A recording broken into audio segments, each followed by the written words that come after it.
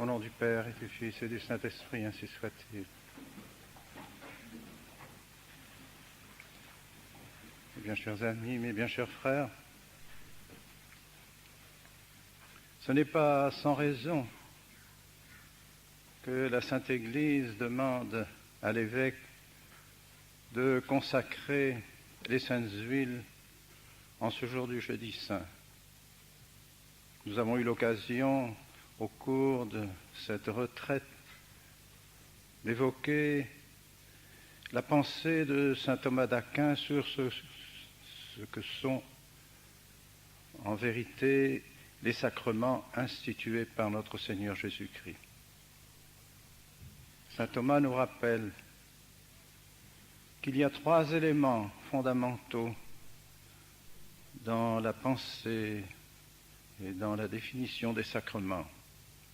Une référence au passé, dit saint Thomas, référence toujours vivante, toujours réelle, référence à la passion de notre Seigneur Jésus-Christ, qui est la cause de la grâce de ces sacrements, cause et source d'où découle la grâce du sacrement.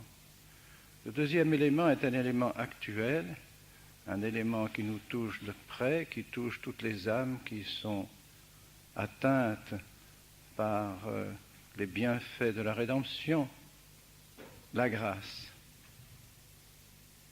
sanctifiante, ce don extraordinaire qui nous est fait par et grâce à la passion de notre Seigneur Jésus-Christ. Enfin, 3e élément, dit saint Thomas, c'est la gloire. Car en définitive, pourquoi la passion, pourquoi la grâce de notre Seigneur dans nos âmes, pourquoi la présence du Saint-Esprit dans les âmes sanctifiées?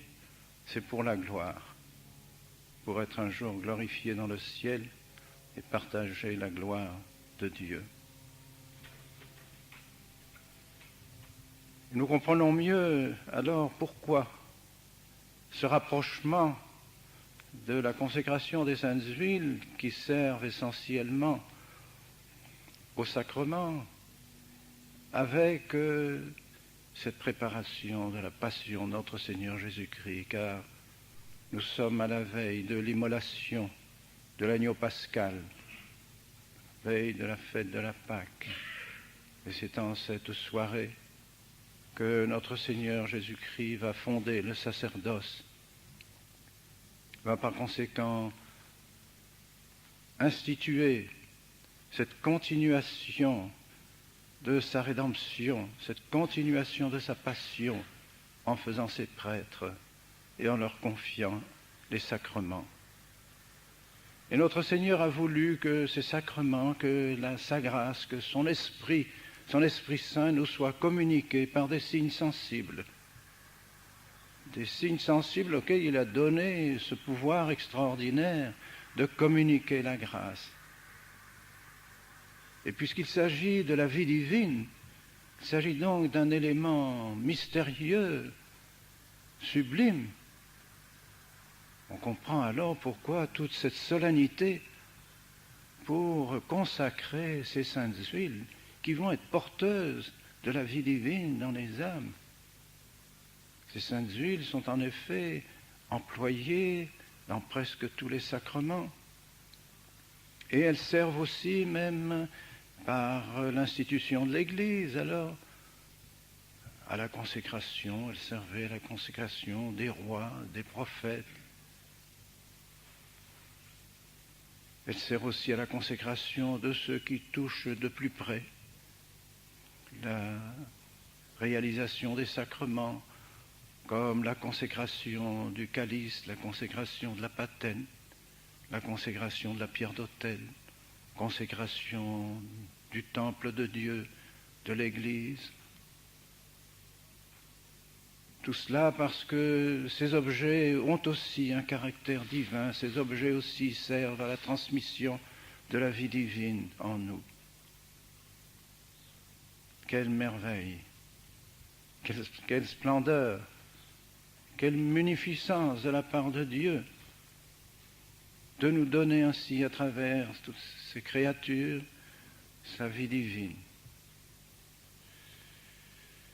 Et je voudrais insister sur ce qui est présent dans les éléments du sacrement. Certes, nous devons toujours penser à la passion de notre Seigneur, à son cœur sacré, ouvert, duquel a coulé le sang et l'eau, qui sont les sources de la grâce de nos sacrements. Mais c'est tout de même pour nous actuellement la grâce sanctifiante qui importe d'avoir dans nos cœurs afin d'être agréable à Dieu. Car, hélas, il faut affirmer ces vérités de notre foi, ces vérités qui ont été affirmées d'une manière solennelle, je dirais par saint Paul lui-même, dans son 13e chapitre à l'Épître aux Corinthiens, lorsqu'il fait cette magnifique description de la charité. Mais avant de dire ce qu'est la charité, saint Paul rappelle que sans la charité, nous ne sommes rien. Ni qu'il sum, nous sommes des cymbales sonnantes qui ne signifient rien si nous n'avons pas la charité, si nous n'avons pas la grâce en nous. Nous pouvons donner notre corps à brûler, nous pouvons donner tous nos biens, nous pouvons faire tous les actes que nous voulons, les plus sublimes, les plus extraordinaires, nous donner nous-mêmes. Tout cela ne sert de rien, ni qu'il est. S'il n'y a pas la charité, s'il n'y a pas la grâce en nous. Pourquoi cela? Parce que désormais, après le péché originel, seul Dieu peut rendre gloire à Dieu. Seul notre Seigneur Jésus-Christ, le Verbe de Dieu, incarné, venant en nous, prenant possession de nos âmes, par lui-même, par son esprit et par la présence du Père, par la présence de la Sainte Trinité, peut chanter la louange du bon Dieu et être agréable à Dieu. Sans lui, nous ne pouvons rien. Sans notre Seigneur Jésus-Christ, nous ne pouvons plus rien pour la gloire du bon Dieu. Ainsi il l'a voulu, ainsi il l'a décidé. D'où le prix de la grâce, d'où la nécessité de la grâce. Alors nous qui avons eu ce grand, immense privilège de recevoir la grâce de notre Seigneur au jour de notre baptême et d'avoir fait sans doute tous nos efforts pour la garder, cette grâce, pour garder en nous la présence du Saint-Esprit, garder en nous la présence de Dieu, afin d'être agréable à Dieu, afin que tous nos actes soient non seulement agréables, mais méritent la vie éternelle, méritent la gloire, non seulement pour nous, mais pour les autres. Alors, estimons ce don précieux. Si chires donum Dei, dit notre Seigneur à la Samaritaine, si tu connaissais le don de Dieu. Et notre Seigneur donne une image de ce qu'est ce don de Dieu. C'est une source, une fontaine vivante qui irrigue nos âmes et qui donne ainsi naissance à toutes les vertus chrétiennes, à tous les dons du Saint-Esprit, aux béatitudes, à tout ce qui fait fleurir nos âmes et qui les rend agréables au bon Dieu. Cette image de la fontaine vivante me rappelle des souvenirs du désert. Ayant eu l'occasion parfois de visiter des oasis, on comprend mieux l'image de notre Seigneur. Dans un désert intégral, où rien ne pousse, où aucune herbe ne vient au jour,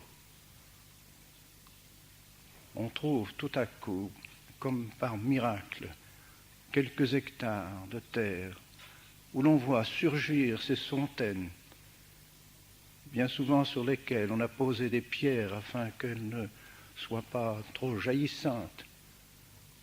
Mais l'eau coule en abondance, une eau claire, limpide, qui irrigue par des petits canaux tous les environs de cette source. Et des merveilles poussent, palmiers, orangers, mandariniers, du blé, du maïs, tout pousse à souhait dans ce désert intégral où aussi loin que la vue peut s'étendre, il n'y a rien, rien, rien.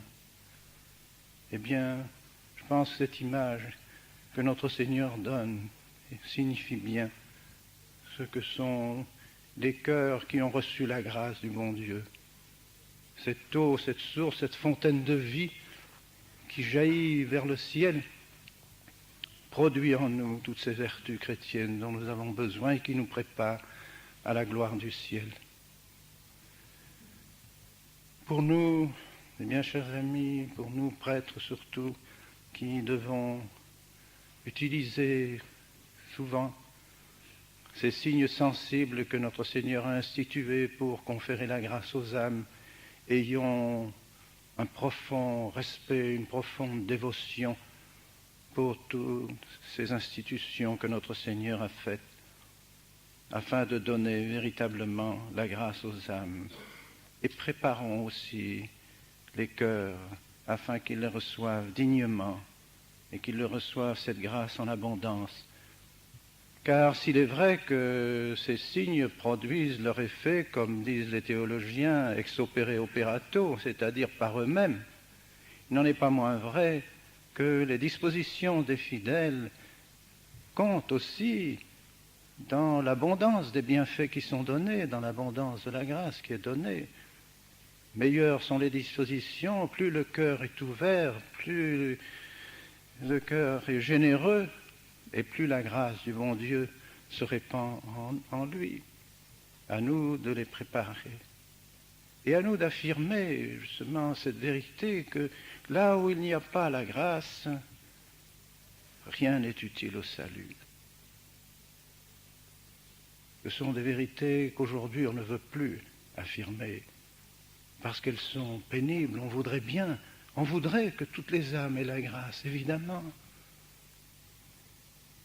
Mais nous ne pouvons pas la donner là où il y a une opposition à notre Seigneur Jésus-Christ lui-même, là où il y a une opposition à la foi. On nous ferait croire à présent que tous les baptêmes qui sont donnés aux protestants, par exemple, sont tous fructueux. Je dis fructueux, même s'ils étaient tous valides, ce qui n'est pas toujours le cas, hélas. Même si tous ces baptêmes étaient valides, là où il n'y a pas la foi, chez des adultes, par exemple, là où il n'y a pas la foi catholique, il y a un obstacle à la grâce. Le fait de refuser une vérité de notre foi est une opposition à Dieu lui-même, à l'autorité de Dieu lui-même, car c'est Dieu qui révèle. Nous opposer à Dieu empêche la grâce de venir dans nos âmes. Il en est de même pour un catéchumène adulte qui est en état de péché mortel et qui n'a pas eu la véritable contrition de sa faute. Demeurant dans l'état de péché mortel, il y a en lui un obstacle, et pourtant le baptême est valide. Il aura le caractère dans son âme, mais ce caractère ne sera fructueux que le jour où l'obstacle sera levé. Dès lors que la foi sera parfaite, dans cette âme qui n'avait pas la foi parfaite, dès lors que le péché sera enlevé de cette âme pécheresse, eh bien la grâce abondera dans son âme. Mais s'il y a cet obstacle, le sacrement n'est pas fructueux. C'est une chose importante. Nous ne pouvons pas aller à l'encontre des lois divines dans le domaine de la grâce. Ainsi Dieu l'a voulu. D'où le désir que nous devons avoir de préparer les âmes à la grâce, faire en sorte que toutes les âmes la reçoivent. Car sans la grâce, nous ne pouvons pas aller au ciel. La grâce, encore une fois, c'est la présence du Saint-Esprit dans nos âmes. Et pour nous-mêmes, quelle leçon aussi, soyons toujours vigilants afin de demeurer en état de grâce. Et demandons au bon Dieu de nous donner tout ce dont nous avons besoin pour nous maintenir dans cet état de grâce. Demandons-le particulièrement à notre bonne Mère du ciel, elle qui a été pleine de grâce, remplie de grâce par l'Esprit Saint, qu'elle veuille bien nous aider à demeurer dans la grâce et dans l'amour de l'Esprit Saint, dans la charité, comme elle y est restée, elle, toute sa vie, et qu'elle a maintenant été glorifiée dans le ciel, au nom du Père et du Fils et du Saint-Esprit, ainsi soit-il.